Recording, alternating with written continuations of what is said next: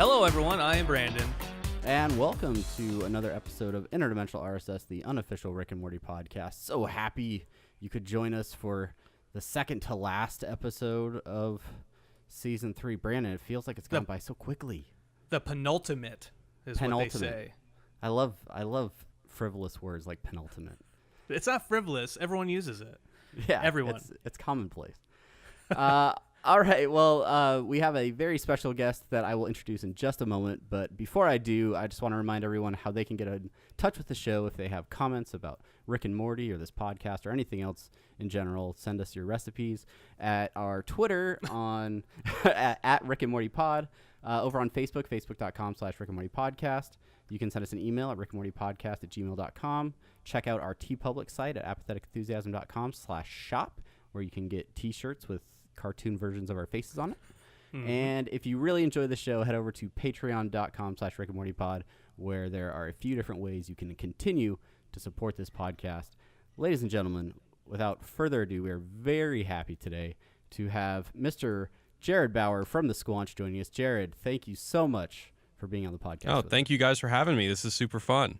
Yeah, absolutely. It was such a pleasure meeting you last week. When I was I thought that episode turned out really great. It was great having you on, Brandon, especially for we kind of needed the extra insights for the clip show episode because it doesn't really have as much to talk about as your traditional narrative episode. Yeah, and we didn't even plan it that way, and it just kind of fell into place because there's I guess there's not really too much insight you can really glean from like such a disparate array of scenes, right? Yeah. So. But yeah, it was awesome, and thanks again for having me. Yeah, absolutely. We loved having you. We'll have to do it again. Ooh. And we'll leave Travis out. Yes, because I'll continue to watch. No, we can get both of you guys on, whatever.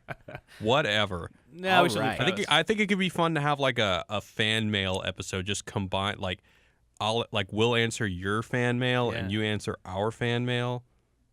Ooh, let's do it. That's tricky. Yeah. Hey, you know what? we have off-season content we have to fill. So we have an episode. We did it. Definitely. Jared, real quick, just for like the 2 or 3 people that may be unfamiliar with Wisecrack or the Squanch, can you just kind of do like a quick pitch for folks so they can kind of know what you guys do over on that podcast? Yeah, sure. Wisecrack is a kind of a collection of academics and comedians and philosophers and filmmakers. We're primarily a YouTube channel. We also have a presence on Facebook, and we most recently started our foray into podcasting, and the Squanch is our Rick and Morty podcast, and it's our first podcast ever, and we decided to do it with our favorite show on the air, Rick and Morty. So we started breaking down every episode of the season, and I think once the season's over, we might go back and do previous episodes. So there'll be plenty of episodes for you guys to come and comment on. Heck yeah. Count me in for 60 minutes always. Okay, cool. Yeah, awesome, man. Yeah, you guys have quite a big following, and you have such good insight in each one of the episodes, even when we're talking about a clip show like Morty's Mind Blowers. So for those of our listeners who are listening that don't listen to the Squanch, well, I think you need to expand your horizons. You got to build out that playlist. ITT Tech. Oh wow, I appreciate that. All right, well let's get into our first major segment on the show. Brandon, it's time for semi-pertinent news. Semi-pertinent news. Brandon, it never ceases to amaze me that you still come up with stuff. Like I'm waiting for the one point when you just like look at me dead-eyed in the camera and go, Travis, I've got nothing. Yeah. I have to say, Jared, not sure if you know, I do some stupid song for these 2 segments. Well, I was actually going to say, I was going to say, wow, he came up with that. That's great. And then apparently you come up with a new one every episode. Hot damn. That's talent. Yeah. That's so cool. I don't know how loose improvisational feel, I think, as Brian Newton referred to it. one of these days somebody's gonna say, yeah, actually Brandon did that one very similar on episode 16. Yeah, One of these I've been tracking all of them. I have a series of files that cross-reference the different songs. They have a all right. spreadsheet. This is the main thing we want to talk about. Not the main thing, that'll be in the main thing. But the main thing we want to talk about in semi-pertinent news is an Entertainment Weekly article that came out entitled "Rick and Morty co-creator slams trolls attacking their female writers." This has sort of been a story that's kind of come and gone throughout season 3, especially during the first couple episodes, episode 2 and 3.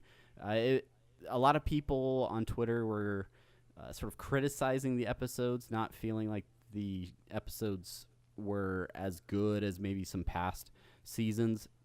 And a lot of people seem to claim that the reason for that was because the writer credits were to female writers. And this is continued, and it's actually gotten worse because trolls are doxing some of these writers. I think they said specifically Jessica Gao and Jane Becker were the ones that have been getting a lot of attention. And really, Dan Harmon just came out and said, hey, this isn't cool. Like, stop being jerks about this. Brandon, what was your take after you read the article? Before the season started, I was talking to Jane Becker and Jessica Gao because I was trying to get them on my Twilight Zone podcast, and so I had connected with them a little bit, and I didn't even know which episodes they had their names associated with before that, and then as soon as they were super sweet, just interacting with them, and then the episodes come out, and then these people come out and they're like, woman writers, right? Ruining Rick and Morty. I was like, you guys, come on, you're being jerks about this. And I hit up after I read the article from Entertainment Weekly with Dan Harmon. I reached out again to Jessica and I was like, hey, hope all is well. Also, people are assholes. Sorry. And she said, thanks for that. Sorry for being male. I apologize. Yeah. Sorry you're getting doxxed on my behalf as a male. But yeah, shitty. Yeah. Jared, what do you think? What do you think about that? Well, okay, so first of all, I mean, it would be dick. Like, I think what you said is was it dickish? What was the exact term you used? I think that's a fine phrase for. Okay, I don't quite remember, but let's go with dickish. It would be dickish if the episodes were not very good, and it was just like, they're just being mean to writers who probably didn't, execute as well as they had before, but. That's fucking bullshit. Like that, I think those episodes are just as good as any other episodes, and I think that there is kind of just arbitrary hatred going around. I think the best example of this kind of just this kind of hatred that is really just, I guess, hold on. Do you mind if I take this back? Do you guys edit these? I don't usually, but I will. For your sake. Oh, fuck me. I'm sorry. 10 minutes Or you could just leave it in. I take a note. I take a note for it. Basically, the best example of how this hatred is usually not really bound in the quality of the episode is, did you guys hear the outrage that was surrounding the new Star Trek reboot, the television show? No, I didn't, but I assume that because it's a female captain. So it's a female captain, and they're complaining that there's like diversity when, there doesn't need to be diversity. But that's the stupidest thing in the world, because the original Star Trek was all about cosmopolitanism. I mean, this was like the 70s, and they had a Russian as one of the main characters and a Japanese guy as one of the characters. I mean, that was a much stronger political statement than having a female captain these days.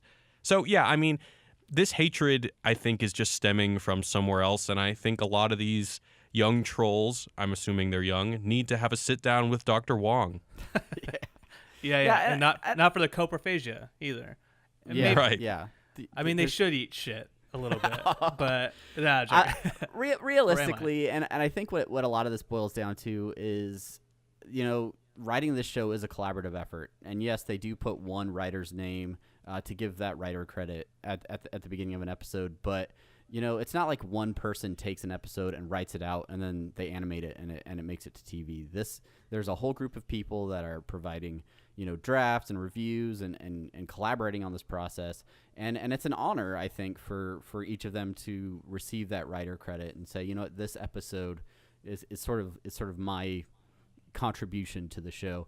It's that could have been a Ryan Ridley episode, depending on the way that things got written, and so it doesn't matter, who the one person is that their name's on there. Like they're all working so hard to make something that we obviously love because we're talking about it every week on a podcast, and so I think it's better for the fan base to appreciate those creators than try to kind of bring them down. So I don't know. Hopefully, if you guys disagree with us, you'll let us know. But I don't know. We just want to support all of the team that's doing this.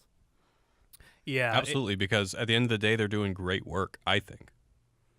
Yeah, absolutely. I think we three are in agreement here. Yay!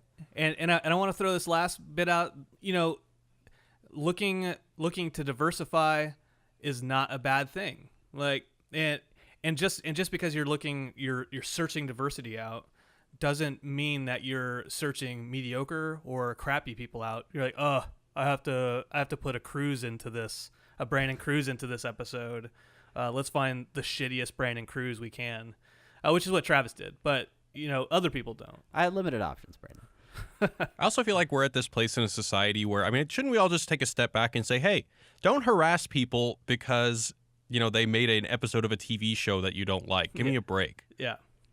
Solid point. Exactly. Brandon, do you want to cover a couple of corrections or other stuff before we move on? Yeah. So I just want to throw out this correction, which is and Jared, I'm glad you're here because when I was on the Squanch, I mentioned Sat 5 as a Doctor Who reference, which it is still, but it was also the first satellite I think that went to the moon. And for some reason, I looked up Satellite 5 and then on Google, and then I found Doctor Who. I was like, oh, well, that's it. That's weird. I figured it would be a moon thing. And what happened is it's just Sat. I don't know what the rest of it's Sat 5 something, but it was a probe to the moon. And I messed it up. I'm an idiot. I think it might have been like a rocket that they used for some of the Apollo missions or things like that. So it was was actual like NASA missions to the moon, and it was a little nod that I think the animators might have thrown in there. Yeah, but, I think that was Terry Wolf on Twitter who told me and was made me look stupid. Yes, always. And speaking of looking stupid, Travis, no, I'm joking. So Ryan Ridley, he was on the show, and at around a minute 20 seconds or so into, or not a minute, an hour and 20 seconds into the show, he says, I just take for granted that Justin Roiland, blah blah blah. And this was obviously before Morty's Mind Blowers, and so my younger brother Brett, who noticed it, and he pointed it out, and then I pointed it out to Travis, and Travis was like, "Oh my God, he gave us a hint." I didn't think that he did. I think he legitimately maybe the joke was about him saying granite instead of granted. Ooh, I really like this because in the court of podcast opinion, I just want to state my case very quickly, because right before he has the take for granite line, we're having the conversation about interdimensional cable. We're talking about season 3 and the possibility of an interdimensional cable type episode. And so in that conversation, and the reason I think it's so kind of triggered in my mind is because I did a Mind Show VR clip of that part of the interview. And he talks about how there's something that they're doing that's not exactly interdimensional cable, but it'll be, sort of something that people like and blah, blah, blah, blah, blah. And then the next question you ask about Meeseeks, and he says that all the Justin Roiland characters that he voices are great, and he doesn't take for granted anything that he does. So I honestly feel like he wanted to sneak something in that we definitely didn't catch and wouldn't have caught until after Mind Blowers. But I don't know. He went into like one of those like late night Twitter storms over the weekend, and I tried to call him out about it. he said that it maybe wasn't intentional, but there were a lot of like ... dots and things. So Yeah. I still don't feel 100% that we have a clear answer on whether or not it's legit. It's true.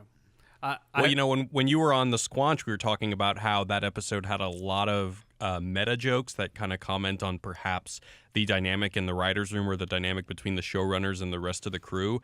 And I really like this point because now it almost supports our idea that there were a lot of jokes that, reflect on more than actually the text of the episode, especially if the whole granite thing is just a jab at Ryan Ridley. And if that is, we love you, Ryan, and I'm sorry for calling out that on Twitter, but we still appreciate you coming on the podcast, and don't hate us. All right, Travis. I think it's time. I think it's time we move on after 17 minutes to move on to The main thing. the main thing. How sweet the episode. I started going into like a old panhandlers. I thought we were gonna get like a full rendition, like a full parody version I don't know if I can hit the high note of Amazing Grace. So amazing, or any of episode. the notes. Amazing Beth. So main thing this week, brand new episode 309, the ABCs of Beth, written by Mike McMahon. I can't do Ever. a last name ever in this show. Effing ever. And then directed by Juan Meza Leon. I'm gonna go with it. I'm gonna live with it. Yeah. It's my Stone Cold Steve Austin. I'm just gonna go with it. That's good. That's solid, Travis. Yeah, and so the synopsis. Are you doing a synopsis? Do a synopsis because I don't know how we do it. So in this episode, Summer and Morty spend their custody weekend with Jerry, where they meet his new girlfriend, a Crutabulon warrior named Kiara. And with the kids out of the house, Beth and Rick revisit Fruipyland, the childhood realm Rick designed for little Beth. We discover that one of Beth's childhood friends, Tommy, was trapped in Fruipyland, and Beth must bring him back to the real world to prevent Tommy's dad's execution. We learn a whole lot about Beth and how she was as a child, and we explore further the relationship between her and Rick. Overall, Brandon, what were your initial thoughts on this episode? Well, I want to defer this to Jared. He is our guest. Okay. And I would like Jeff. to hear his opinion. I love this episode. I will say that a lot of the reveals about Beth were kind of jarring to me at first. I never really thought of her, or at least I never thought in any previous episodes there was really any indication that she was a sociopath or that she would take joy in massacring all those kind of Teletubby human mix abomination things. Did you guys feel that? I mean, it was definitely hilarious, and I think, upon a little bit of reflection, it works. But did it seem like, whoa, we're learning a lot about Beth right now? Yeah, I thought I agree with you. It's a little bit jarring, and I think I talked to Travis a little bit about this last night. I think it's jarring because we're not used to seeing a sociopathic woman, unless you're watching Gone Girl. Spoiler alert. Love that movie. And I think that's kind of what is initially jarring. And we just talked about misogyny a few minutes ago, but I think that's where I was coming from with it. Like, plus we haven't seen anything in the show really other than her being a wino or her being selfish, that she has sociopathic tendencies. Yeah, There's the weird thing where she's making the horse hoof collage, which is definitely off-putting, but not something I would expect is indicative. God, it's okay. It's okay. I can sound like an idiot if you don't edit this. But I don't really think that's anything that's indicative of somebody who would take joy in murdering a bunch of things. Plus, I want to know what you guys think. Like, when I think of Rick killing things, I think of him as more indifferent than necessarily taking pleasure in it like Beth does. Yeah, I think that I almost feel like the pleasure that we see Beth experiencing as she's taking her sentient switchblade to little Muppet babies isn't so much the joy in killing them necessarily. It's more of the joy in her realization of who she might truly be or who she might actually like, what she might be capable of. Because in that moment she's also saying like, oh God, I'm my dad. And the first time she says that, when she's talking about the apology, and I'm sorry that you feel like you need an apology, she like resents the fact that she's like Rick. But in that moment she's like, you know what? No, I am like Rick. And maybe she's realizing that she's capable of a lot more than she's given herself credit for a long time. Yeah, or it's maybe that she can just do this horrible thing without any guilt. I'm sorry. Go ahead. I don't mean to cut you off. No, that's true. That's true. I think, I just said we haven't really seen any signs or evidence of it, but even in I forget the episode name, but they're on the alien counseling planet with her and Jerry, and she's this gigantic narcissistic. Oh, right, like the queen. alien queen. Yeah. Yeah. Like the marriage good counseling. Point. Yeah, good point. I think that's a good piece of evidence for that case. So we've maybe. Well, wait, but hold on a second. That was, correct me if I'm wrong, that was Jerry's projection of Beth. Yeah. Yes. Yes, that is true. Mm-hmm. So like they put the machine on Jerry's head, and the idea, it was they basically took like he thinks of her as a controlling kind of demon alien monster woman. Yeah, and that is true. I don't think it necessarily debunks it, because in a way, in a certain sense, Jerry can see other people for who they are. He just has an issue, as we'll see in this episode, realizing what his problems are. And so I think that perception is not always accurate, but it can be. And we see with Tommy, with Beth pushing him into the honey and then leaving him, that his perception of Beth as a huge jerk and leaving him in this place to die was accurate, and that was his perception of it. And I think Jerry has a point as well in that episode. Yeah, definitely. Well, now we clearly see it. Yeah. What did you guys think about sort of the revelation or the reveal that that Beth was not a sweet little girl? I think that the few times we've gotten clips of little Beth, where it was like the Simple Rick's little clip, or at the beginning of this season when he's doing the flashback, we don't really get to hang out with little Beth, but she just seems like an innocent little girl. And the fact that Rick is like, no, you were a sociopath, and you wanted me to build you all kinds of terrible toys, and I had to basically protect the neighborhood from you. Did that come off as believable initially, or is that something you kind of had to kind of come to grips with as you went through the episode? Jared. So I find this to be a little bit confusing. Maybe not confusing, but I think there's something deliberately ambiguous in the episode, because the arc that we see with both Rick and Beth is that they both refuse to take responsibility for their decisions that they made earlier in life. So Rick refuses to admit or say sorry for the fact that he basically locked or he put Beth in a really expensive playpen instead of being emotionally available to his daughter. And similarly, Beth is unable to, come to terms, or rather take responsibility for the fact that she locked Tommy there and ruined his life. And so, this also connects back to when Dr. Wong is talking about how Rick uses his intelligence to justify sickness. And I think we see a little bit of that in this episode, where Rick says, like, how can you criticize me? I made this river that's literally a fucking rainbow. I made you like the softest ground in the world.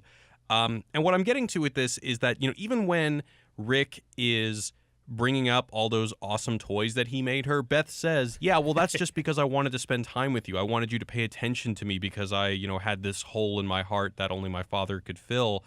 And I'm wondering if Rick saying the reason that all Ricks build Fruipy Lands for their Beths is because they're all sociopaths. I'm wondering if that's just more of Rick not taking responsibility for being a good parent to Beth.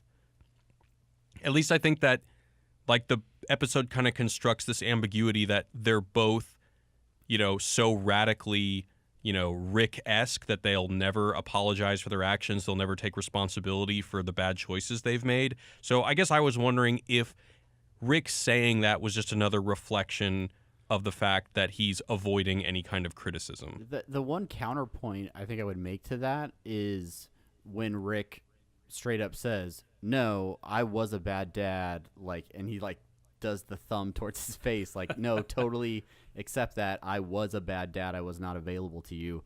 He's not kind of shedding that criticism. He's accepting it and saying, yeah, no, I wasn't there, but you were That's a good also point. pretty screwed up. So I think, and realistically, we haven't seen this aspect of Beth across 3 seasons. We're seeing a lot more indicators of it now, but I also think that because of where Beth made her decisions in life and when she got pregnant and she married Jerry and had Summer, I think she maybe buried down some of what she thought was most Rick about her. And she also probably resents Rick for leaving, so she doesn't want to embody those parts of herself that are like Rick, and she'd rather say, I'm going to have this family, 2 kids, and have a husband, and we're going to, I'm just going to be happy as a horse surgeon and watch The Bachelor and drink wine and try to ignore everything else that I'm repressing in my life. I think there's an extra point, and I'm not sure if we talked about it last week or not, but the article that talks about intelligence as being evil. Did we talk about that last week? There was an whatever. There was an article about that, and it's interesting that we talked about it. I talked about it with somebody at least, and this week, Rick even says to her, "You're not evil. You're just smart, right?" Worse. He says, worse, you're smart. Yeah. And I think that's an interesting talking point. And I don't know if I agree with that, but I don't know. What do you think? I haven't really formulated a thought on it. It's a really difficult ending, or that scene is really difficult to decipher. I was looking at that for quite a while. Yeah, it's I don't know. I mean, I think you could have someone that is inherently evil who isn't necessarily sporting a high IQ. So maybe they're not as accountable to what they're doing, or they don't fully understand what they're doing. They're just bad for the sake of being bad. Whereas Beth is smart and she understands fully what she's doing and also what's going on around her and possibly what those implications are across the universe and various timelines and things like that. So, Rick is saying, I think the way I took that is it's not like you're just evil, you're smart, and it goes beyond that. And you have more understanding and more things that you have to wrestle with than just good versus evil. Yeah. I also think there's an element of... I'm sorry, go ahead. No, after you, please. I was going to say, in the Vindicators episode, there's considerable emphasis on kind of breaking down the distinction between good and evil. And part of me is wondering if Rick is essentially saying, evil is too easy. When you're this smart, you kind of elevate yourself above this distinction between good and evil. Because right after that, he says, when you know nothing matters, the universe is yours. And I've never met a universe that was into it. The universe is basically an animal. It grazes on the ordinary. It creates infinite idiots just to eat them, not unlike your friend Timmy and the Beth's like Tommy. It doesn't matter at this point. Right. I think the idea is that, when you know nothing matters, you kind of have this... this burden of meaninglessness that you have to deal with, and this burden of choice, which I think that later in the episode, when ultimately he prompts her with the choice to, embrace the clone or to continue being a member of the family, I think the most important thing isn't whether she chooses one or the other, which actually I'd be very interested to hear if you guys think there's any evidence to which if she chose one or the other. But I think the most important thing is that she makes a choice. And I think this goes back to the Dr. Wong thing as well. She says in the Pickle Rick episode, The only truly unapproachable concept for you is that it's your mind within your control. You chose to come here. You chose to talk, to belittle my vocation, just as you chose to become a pickle. Each of us gets to choose. Yeah, that aspect of her having a choice, I think, and Rick says it pretty clearly. Like, either way, whatever you decide, it is her choice. So she's not deciding, or she's not saying, okay, well, I had a kid, and I have to stay with Jerry. Like, I have to be in the situation. I definitely want to do like an around the room sort of as to what everybody thinks she did choose. I'll go ahead and lead us off because I'm the one that's still talking.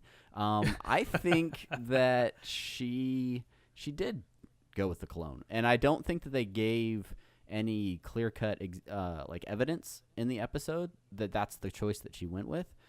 Part of me feels like from a potential aspect in future episodes when the version of Beth that has been exploring the universe comes back, I think that that's a really interesting aspect to see sort of what happens. But maybe that never plays out. But I do think that Beth took the option to go and find herself. I think it's more interesting if she did take up the offer to become a clone, just in the sense that as kind of alluded to, like if she goes and she's gone for a year, however much time has passed, the clone gets all her current memories, right? But as soon as she comes back from her hiatus, things have going to have changed in that time frame, and I don't think Rick says that he can transfer those memories into her, right? He's non-specific about it, but I mean, considering how Mindbenders went, we realize it's possible. Yeah, true. But I think that'd be an interesting story point. Like, how does she now?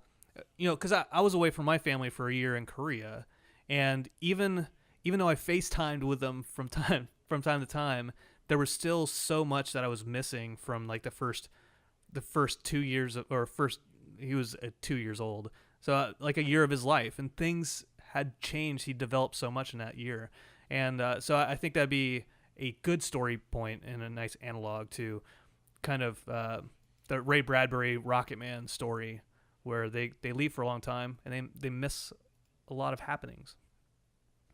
I think this is a really awesome tool that they can kind of have in their back pocket. If either during the season finale or later in next season, if there's some sort of positive progress made with either Jerry and Beth, or Beth and the children, some sort of, really heartwarming scenario, the writers can just undercut it immediately by having the clone come back and all of that just have been bullshit and it wasn't really Beth, because we all know that the writers love to undercut any attempt at meaning. that is accurate, and I'm fine with that personally, because it keeps things interesting. Though it does spark a lot of random theories that then we have to explore that Sure. may or may not be fully fleshed out. I guess if I'm being a pretentious asshole, which I tend to do from time to time, I would Potential say that, yeah, basically, I mean, at the end of the day, I always say this. It's like, at the end of the day, the writers, they left it open-ended. So if they want her to have chosen the clone, they can do that. I don't really think that once again, I think it was deliberately ambiguous. I think when she looks at the refrigerator and sees the images of her kids, that's kind of perhaps proof that she could have decided to stay with the family, or perhaps not. But I think that the gift that Rick gives her is this idea of the choice, because she comes to him and she says, "Dad, I'm out of excuses not to be who I am. So who am I? What do I do?" She has this identity crisis. And by giving her that choice, he basically gives her this opportunity to either A, you accept the clone and go out and find your own identity, or B, you reject the clone there, and just by doing that, you have complete choice in, the line is that you can stay and luxuriate in a life that you've chosen. My secret bonus is no matter what you choose, you'll finally chill the fuck out. So by giving her essentially this unlimited freedom, he's giving her the confidence to know who she is. And whether she chose the clone or not, either way, she is able to, I guess, solve that identity crisis in some way. Yeah, it's also interesting that in an episode that contained a lot of exposition for the sake of comedy, where early when they're in Fruity Land and they completely kind of figure out Tommy's backstory before they even have a chance to interact with them and have a stage production about it. And then even to the answering machine bit after the credits, like they were very like overt, like here's stuff that happened and we're just going to tell you about it. And then in the middle of that, you have this scene where we have no information about what Beth chose or what the outcome of the episode might be. So clever stuff, you writers. Yeah, clever. A big thing in this episode I thought was the whole theme of kind of taking responsibility for your own actions and maybe taking responsibility, but also acknowledging that you're making that choice. And you're doing it for yourself. You're not doing it or blaming it on others. Obviously, Beth was blaming stuff on Rick for being an absentee father. And then we over on Jerry's side where he's rebounding, and then he blames the breakup with his alien girlfriend on the kids, right? It's saying, well, kids, yeah, we know you're just racist. I get it. You don't want me to be with her. Her head looks like an avocado. Completely projecting his hesitations on the kids. The conversation that they have in the car when he drops them off after their day of hunting. It's just such a great scene where it's Morty and it's Summer parenting Jerry in that moment, and he asks for help, and they just give him sort of self-realization, and that's the best help they feel they can give him at that moment. Are you going to help? Yeah, all throughout this season, there's been this role reversal where Morty and sometimes Summer as well act like parents to their actual parents. Like in the Whirly Dirly Conspiracy, Morty is, constantly berating Beth for like being silly and taking this whole thing with Summer growing huge. She didn't have to keep messing with the machine. She could have just called Rick. And, even when their neighbor Gene, pops his head out, he's like, I'm trying to have a conversation with my mother, Gene, which sounds like, something that either a husband would say about his wife or about their son or daughter. Yeah. Yeah, absolutely. Go ahead.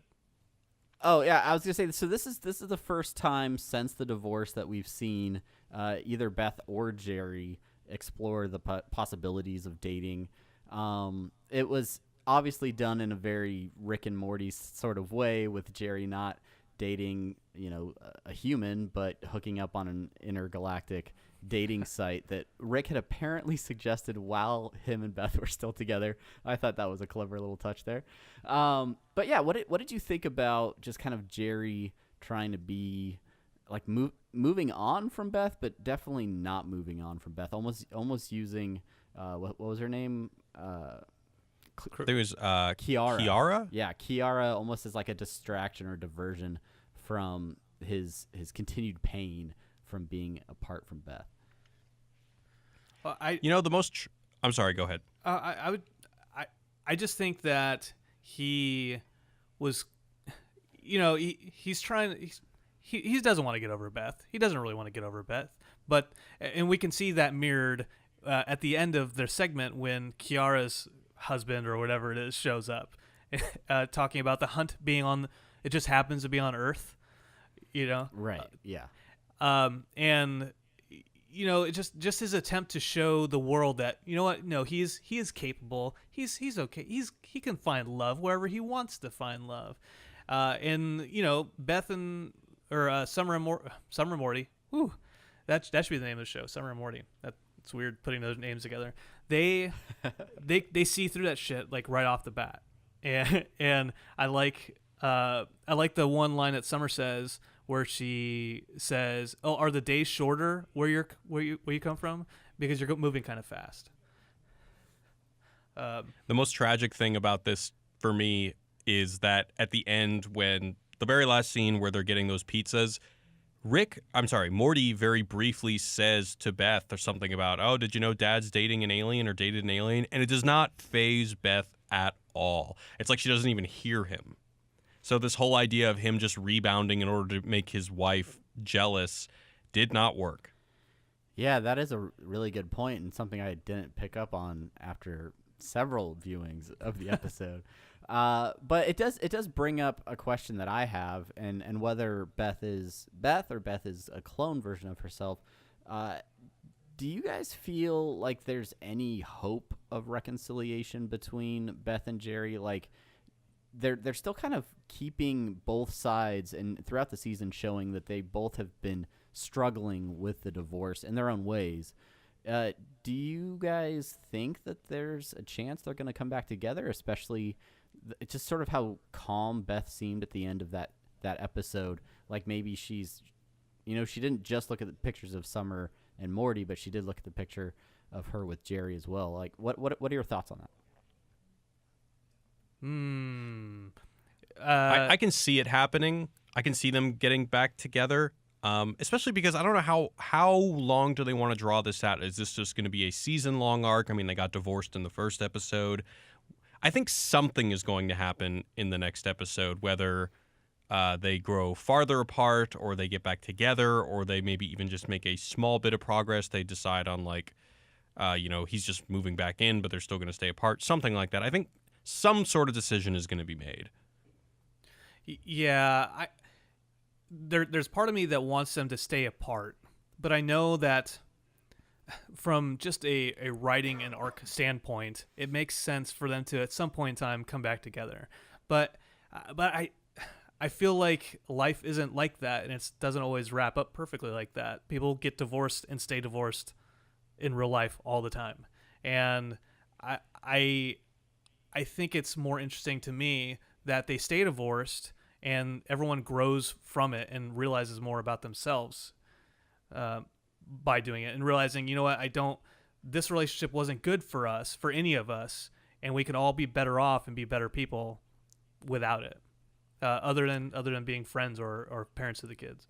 Yeah, it does provide an opportunity for the writers to explore sort of this continued development of Jerry as an individual who isn't as dependent on other people, and maybe see him go through growth himself.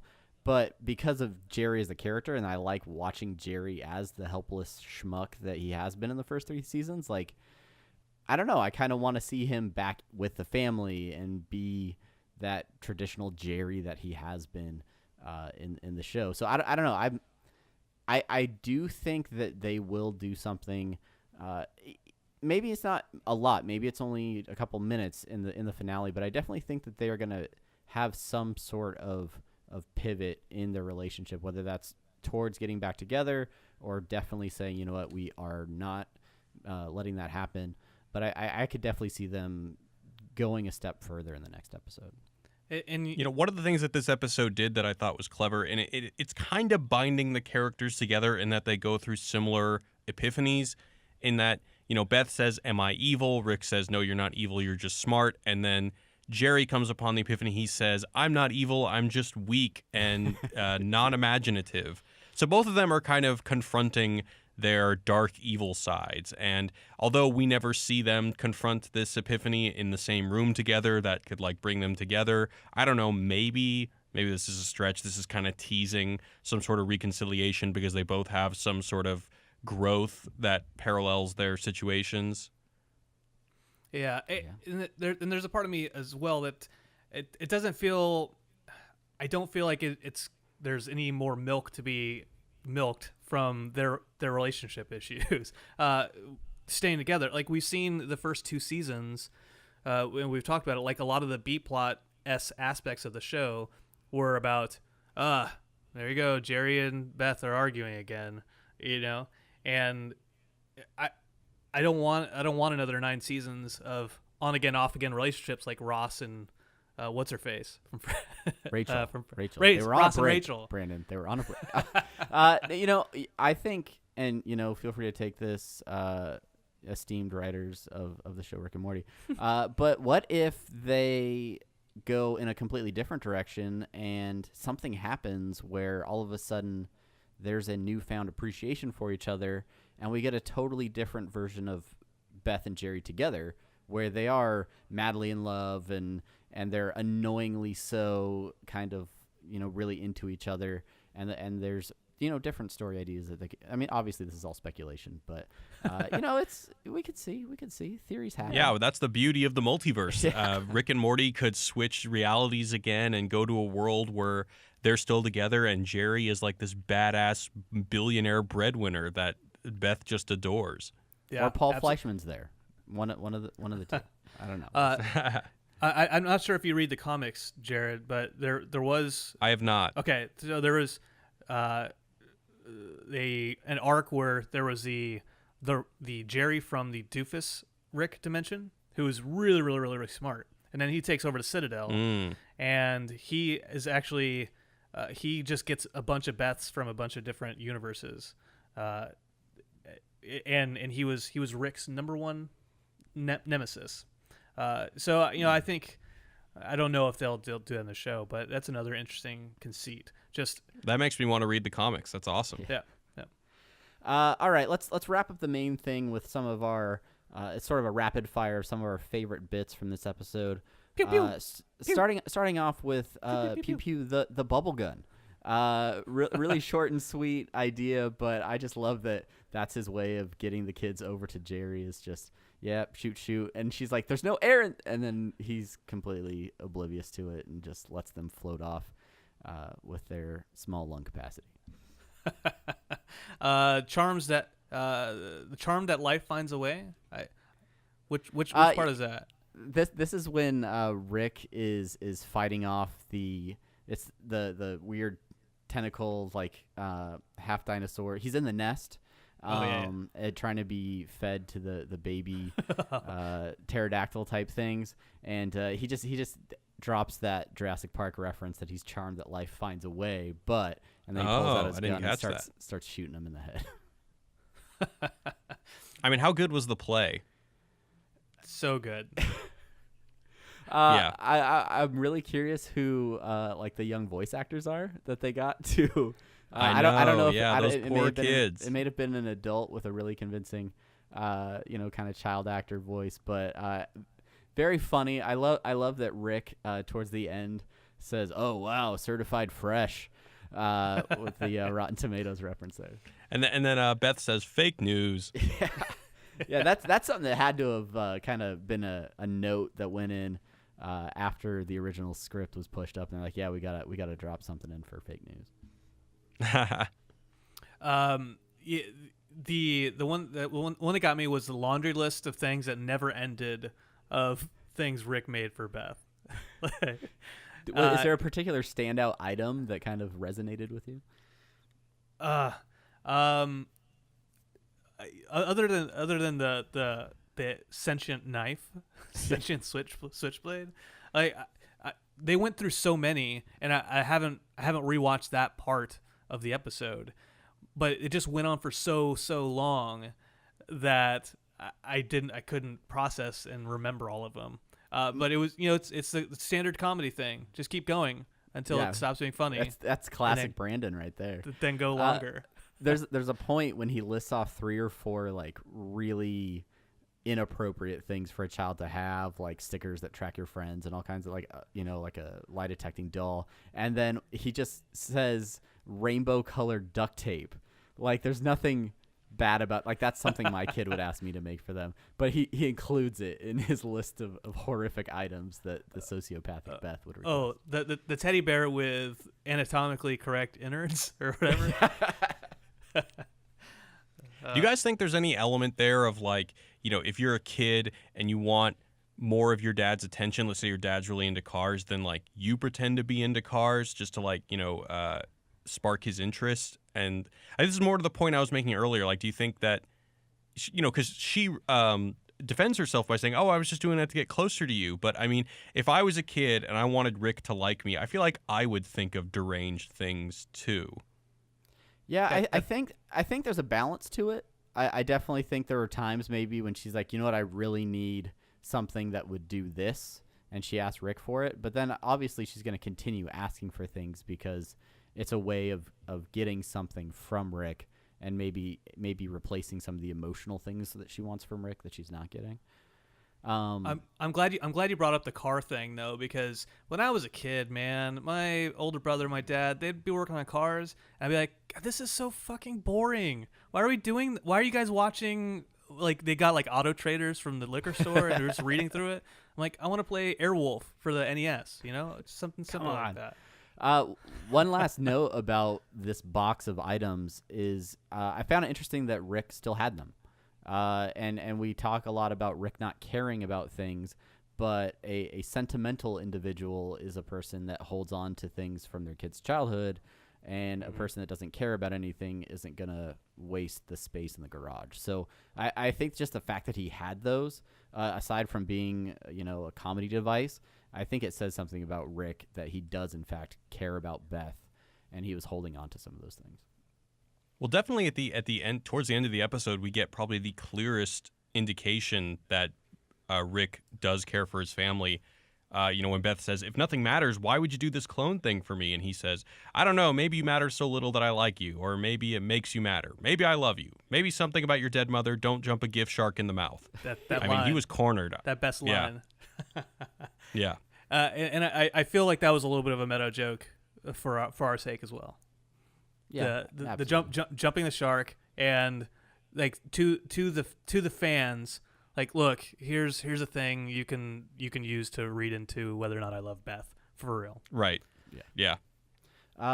Couple last quick hits. The Doo-Doo Butt song that Rick is kind of strumming out on his own, and then that's the song that they play through the montage of them cloning Tommy. If you haven't gone back and really listened to the lyrics of the Doo-Doo Butt song, I highly recommend it. Poop is like a seed. Yeah, absolutely. And then the time travel line at the end where Rick, says it to the table, but it's really to us that was not time travel, that the pieces were just on the counter and he grabbed them. Like, just the writers like, whoa, someone may interpret this as time travel. Let's just nip this in the bud. Yeah, it's not. Yeah, absolutely. And the last one was just got handed an Ex Machina with Kiara's husband showing up out of nowhere. Yeah. Like, let's get out of here. Yeah, so many writing jokes in this season. There's the one in Vindicators. It's like, oh, I don't want to answer a literal call to action.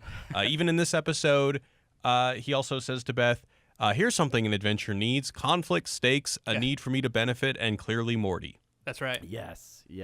Yeah, and honestly, I felt that a little bit with the Tommy adventure, the Fruipyland adventure, where everything just kind of seemed to flow. There wasn't really much conflict aside from Rick's arm being, grabbed and ripped off.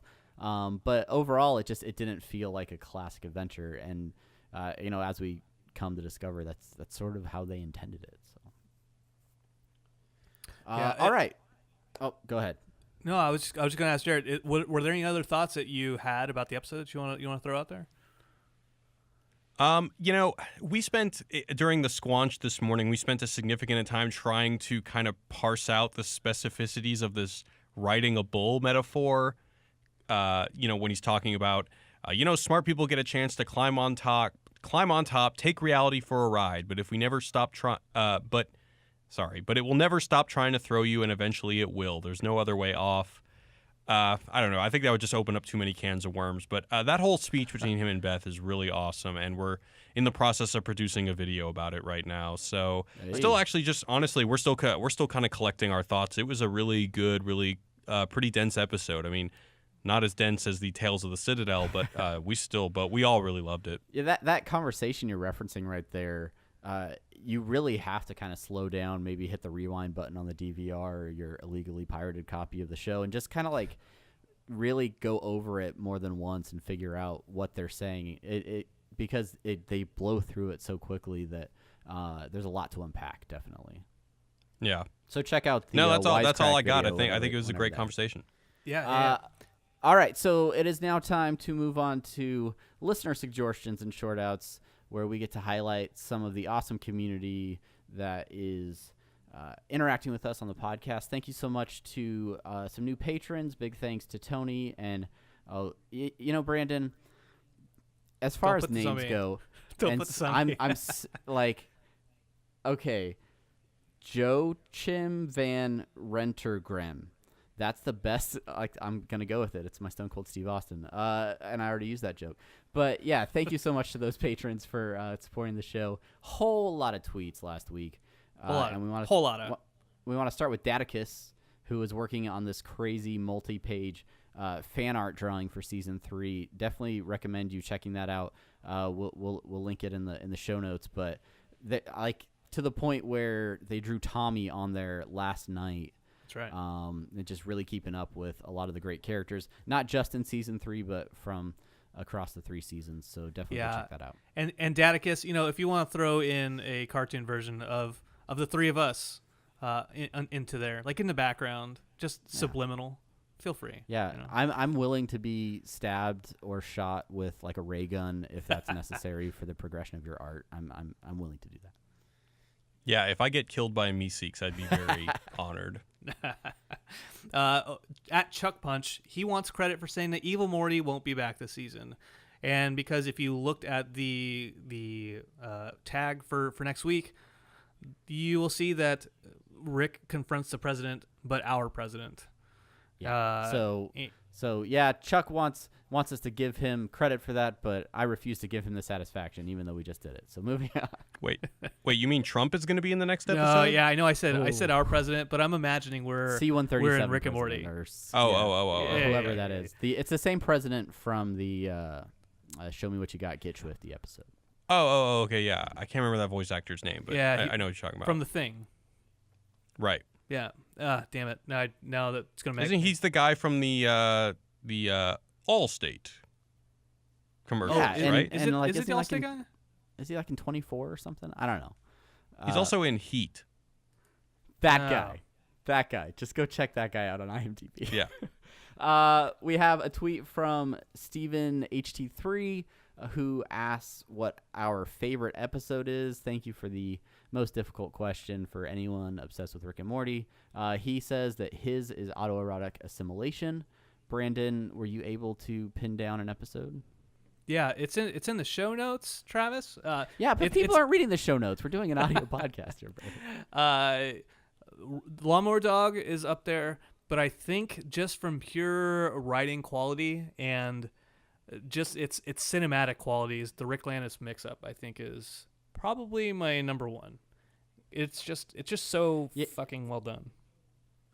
If I kind of went back and forth with these because that's either my number one or my number two for the season and probably the series. But I really did love the Rick Shank Redemption.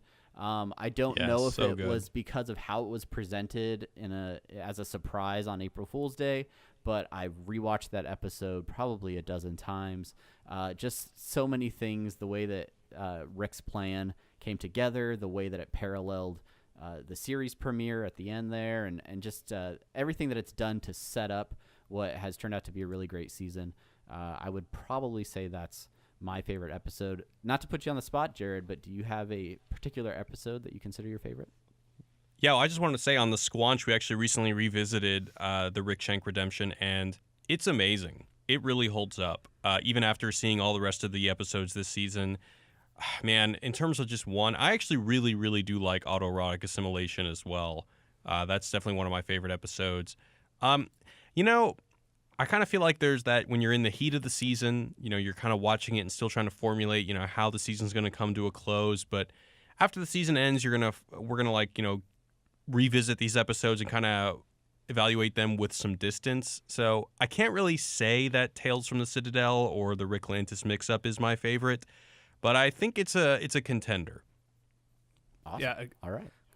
I just want to throw out there, yes, it's Keith David, and not the guy from the Allstate commercials. Okay. It's not. Damn it. Allstate nor 24. No, it's the guy from The Thing. So if you remember The Thing, he's the last person to survive with Spoilers, Brandon. Snake Plissken. Anyway, all right, moving on. Moving along. Fresh Steven but not HT3. Oh no, we just did that one. We already did. Come on, Brandon. I was looking up Keith David, man. All right. Fresh but not easy says that in some timeline we are the official Rick and Morty podcast. Just think about it. Not that it's a little awkward having Jared on when we read that tweet, but in another timeline they are the official too. So, but appreciate that point. What's really That's a great thing about infinite universes. Exactly right. Like you guys have an official one out there. We have an official one out there. And in some universe, maybe we are actually all on the same podcast. Yeah, like right now. But with hammers as heads. Yeah, absolutely. I mean, in some universe, the show is called Brandon and Travis. Holy shit. Okay. Too much for me. Can't go that far. And this was an episode called Jared's Mind Blowers. Yeah. Quick shout out for a tweet where I just took pictures of the portal gun and ray gun that I bought at the Spirit Halloween store. People went nuts for those things. But hey, not a sponsor, but go over to the local strip mall and pick up some Rick and Morty swag from the Spirit Halloween store. Did they have other costumes, like any other kind of monsters or anything? As far as Rick and Morty stuff was concerned, it was really just Rick and Morty. They had like adult and teen versions of them. They had a pretty cool Morty mask that seemed a lot truer to the show. And then all the Rick stuff was like actual wigs. So it looked like a more realistic version. Yeah, realistic. It's weird because they include the unibrow in the wig, and it just looked this big bushy mess, and it's Did they just put a new sticker on the Doc Brown costume? They might have. I don't know. I think all they did was add just the unibrow to the top to the bottom, because it's like there's no space between the unibrow and the wig, so it's just like the unibrow is on top of the wig. It looks pretty bad. Yeah, but, the model that's wearing it, you can see his actual eyebrows still underneath it. Yeah. So I don't know. But rest assured, there is no, so far as I can tell, a sexy Rick and Morty costume out there. So we're still winning that fight, and that's a good thing.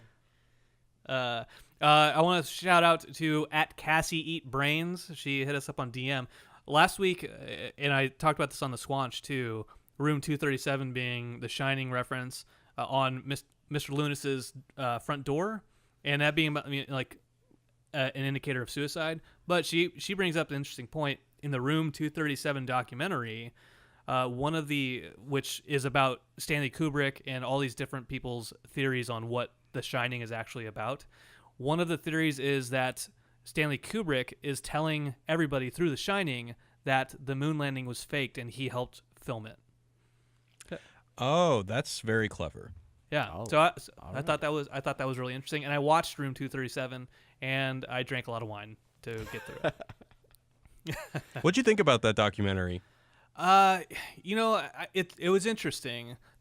People have a lot of interesting theories, and the thing is, and I think it's true with The Shining, or really just any piece of media, you can latch on to certain things, and because humans look for patterns and meaning in life, you can find just about anything to justify your position or theory if you look hard enough.